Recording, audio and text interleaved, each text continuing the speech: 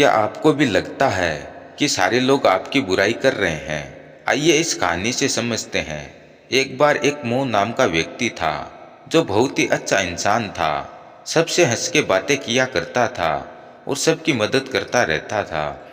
अब गांव में भी सारे लोग मोहन की अच्छी बातें किया करते थे और मोहन भी अपने बारे में अच्छी बातें सुनकर खुश रहा करता था। अब एक दिन मोहन घर की तरफ जा ही रहा था, तभी उसने देखा कि चार लोग उसकी बातें कर रहे हैं।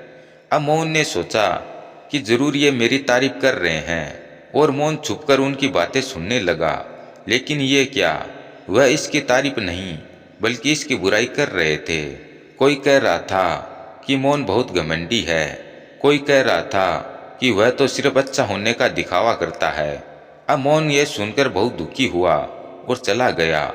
अब मोहन किसी को भी बातें करते हुए देखता तो उसे ऐसा ही लगता कि ये मेरी ही बुराई कर रहे हैं।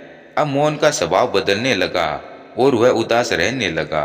अब मोहन की पत्नी मोहन को देखकर बोली कि क्या हुआ, आजकल आप परेशान से रहते हो, हुआ क्या है? तभी मोहन ने सारी बातें अपनी पत्नी को बताई।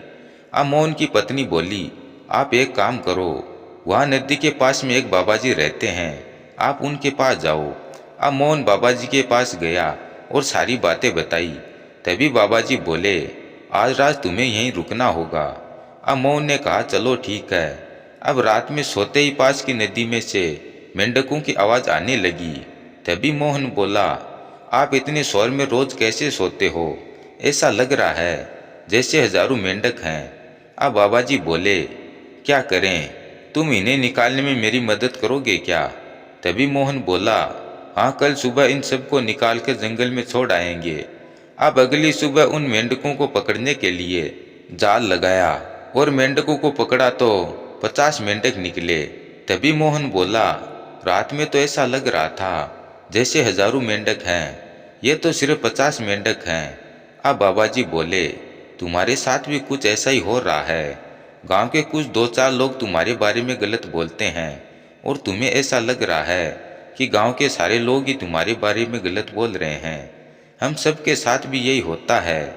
कुछ चंद लोगों के गलत बोलने से हमें ऐसा लगता है कि सारे ही लोग हमारे बारे में गलत बोल रहे हैं, लेकिन ऐसा नहीं है।